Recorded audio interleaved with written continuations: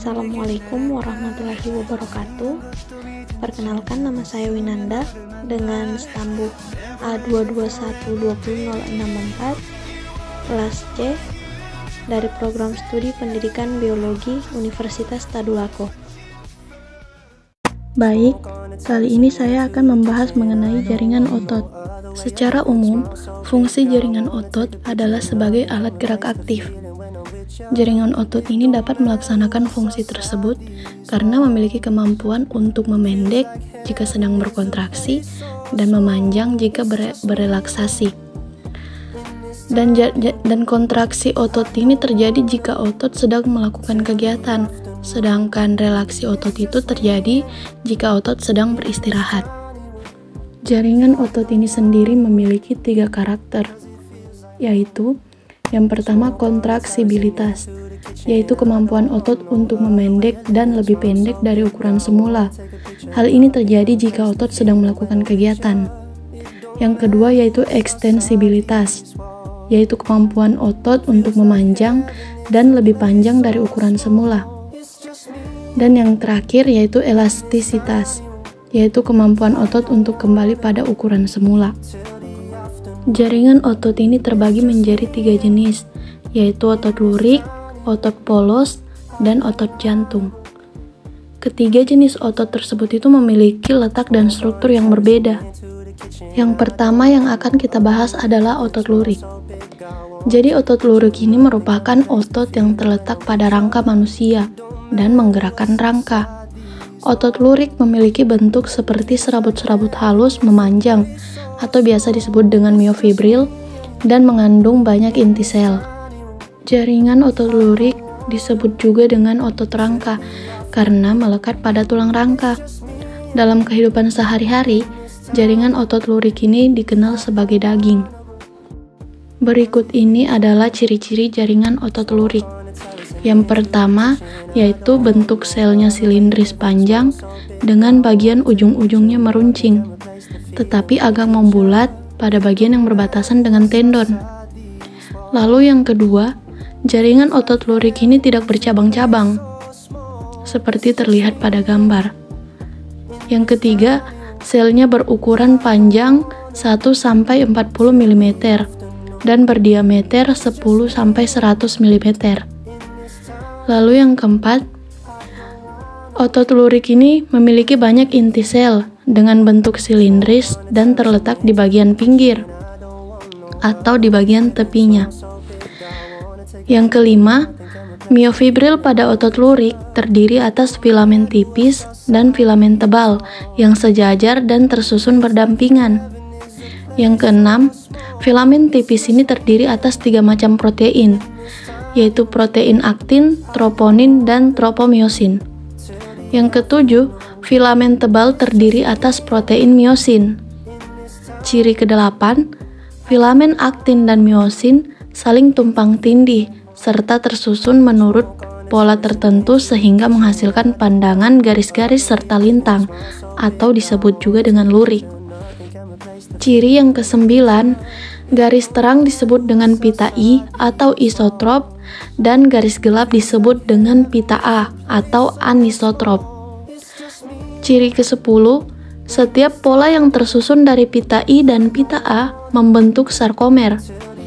Sarkomer ini adalah unit fungsional otot rangka karena mampu berkontraksi. Dengan demikian, satu miofibril tersusun dari banyak sarkomer yang berderet. Ciri ke-11, aktivitas sel ini cepat, tetapi mudah lelah. Oleh karena itu, jaringan otot lurik tidak dapat berkontraksi dalam jangka waktu yang lama.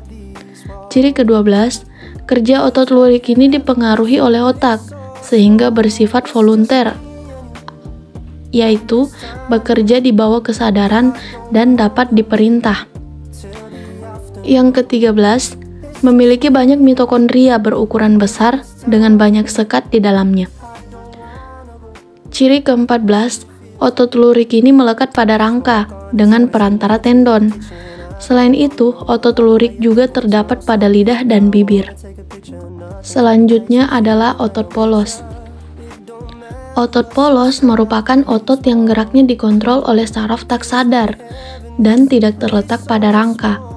Otot polos ini menyusun organ-organ dalam tubuh dengan struktur berbentuk gelendong seperti pada gambar, dan memiliki satu inti sel yang terletak di tengah.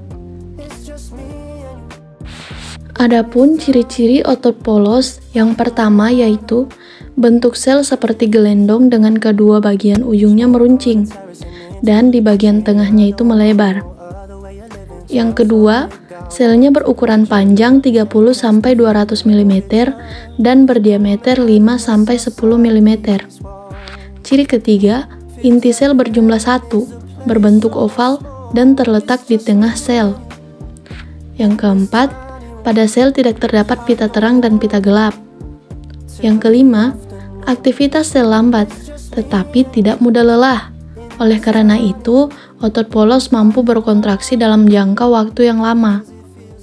Ciri keenam, kerja otot polos ini dipengaruhi oleh sistem saraf otonom atau saraf tak sadar, baik saraf simpatis maupun saraf parasimpatis. Oleh karena itu, otot polos bersifat involunter, yaitu bekerja di luar kesadaran dan tidak dapat diperintah. Ciri ketujuh, otot polos memiliki struktur yang lebih kecil daripada otot lurik. Ciri kedelapan, otot polos ini memiliki aktin, miosin, dan tropomiosin, tetapi tidak memiliki troponin. Selain itu, otot polos hanya memiliki sedikit mitokondria. Ciri kesembilan, otot polos dapat dibedakan menjadi dua, yaitu otot polos unit, unit tunggal, dan unit ganda. Dan yang terakhir adalah otot jantung. Otot jantung ini hanya ditemukan pada dinding jantung. Otot jantung memiliki struktur seperti otot rangka atau otot lurik. Namun, bentuknya itu seperti anyaman karena adanya percabangan. Otot jantung ini memiliki bentuk yang mirip dengan otot lurik, tetapi cara kerjanya seperti otot polos. Adapun ciri-ciri otot jantung, yang pertama, bentuk selnya silindris bercabang-cabang dengan percabangan yang saling bertautan. Dan pertemuan antar cabang pada jaringan otot jantung ini diberi nama atau biasa disebut dengan sinsitium. Ciri kedua, otot jantung ini memiliki satu atau dua inti yang letaknya di bagian tengah sel. Ciri ketiga, terdapat pita terang dan pita gelap seperti pada otot lurik. Ciri keempat, pada otot jantung terdapat pigmen lipofusin, yaitu pigmen berbentuk butiran-butiran berwarna kecoklatan yang mengandung bahan-bahan lemak. Yang kelima, otot jantung ini dapat melakukan kontraksi terus-menerus tanpa beristirahat. Hal ini dikarenakan otot jantung memiliki banyak mitokondria, mioglobin, dan dapat menerima suplai darah yang mengandung oksigen, serta nutrisi secara terus-menerus. Ciri keenam, kerja otot jantung ini dipengaruhi oleh saraf otonom, sehingga bersifat involunter, yaitu bekerja di luar kesadaran dan tidak dapat diperintah, sama seperti otot polos. Yang ketujuh, di dalam otot jantung terdapat serat Purkinje. Serat Purkinje ini adalah serat otot jantung khusus yang mampu menghantar impuls dengan kecepatan 5 kali lipat kecepatan hantaran serabut otot jantung. Serat Purkinje ini terletak di endokardium, yaitu lapisan dalam otot. Dan ciri yang terakhir yaitu otot jantung hanya terdapat pada organ jantung. Baik, demikian penjelasan dari saya melalui video ini. Kurang dan lebihnya mohon dimaafkan. Semoga bisa bermanfaat. Saya akhiri. Assalamualaikum warahmatullahi wabarakatuh.